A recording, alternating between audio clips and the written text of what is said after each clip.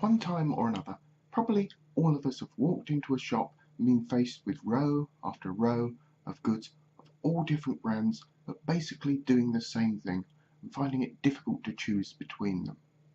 This selection dilemma is called overchoice or choice overload and can represent a problem for consumers and also for retailers. So what's going on here? Why is it a problem? And what are the potential solutions? There is a psychological problem here for the consumer.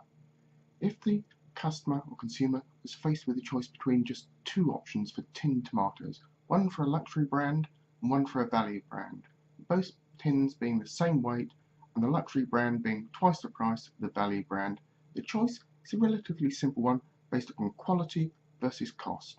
Depending upon their budget, what tomatoes are going to be used for, the decision can be made relatively quickly. However, if instead the choice between 50 different brands containing different varieties of tomatoes with cans of different sizes and a whole range of different prices, the choice becomes a much more complicated one.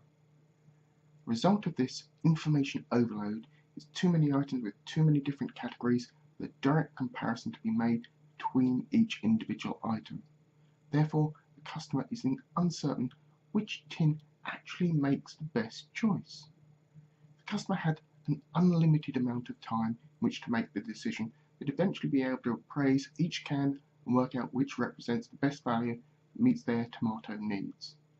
Our lives, though, don't allow for that much time to be spent on choosing tomatoes, so the customer will either pick a tin they think is the best, or alternatively, they'll leave without buying any tomatoes at all. Now, if the customer fails to buy any tomatoes, this of course is an obvious negative for both the customer and also for the retailer. The other choice also has its drawbacks. When a customer has made a choice between luxury and the value brands in the first example, they're fairly certain that they've made the best choice. However, in the second example, they're far less likely to be satisfied with the decision, so they're convinced if they had more time, they could have made a better choice, and may regret the choice they feel they made, or virtually forced to make with time constraints that were there. Now, whilst it's unlikely the dissatisfied customer will make a complaint to the retailer of the choice of tinned tomatoes, this overchoice may mean that returns and complaints for other items may actually go up. To combat this, some retailers deliberately limit the number of choices that customers need to make. This has several advantages for the retailer. First, they can save on room. Fewer shelves needed to stock fewer brands. Secondly, the retailer can negotiate good deals with the manufacturer or the supplier.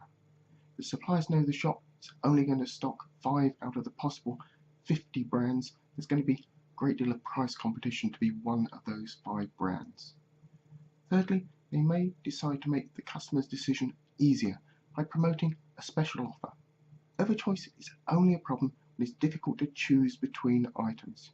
If one item is easily a better choice, such as a well-known brand at half price, then the wide range of available goods is no longer an issue. And finally, by stocking fewer items, the retailer is likely to sell more of the stock and have a more satisfied customer at the end, which is very good news for the retailer. And whilst overchoice seems an obvious issue in shops, it does also have a wide implication in our lives. Overchoice can be a factor in relationships, what career to choose, or even where to live. All of these have a virtually unlimited number of potential choices, and often lead to regret once a choice has been made, so the person thinks there might have been a better option out there. Alternatively, the person fails to make a decision, fearing that they may make the wrong one.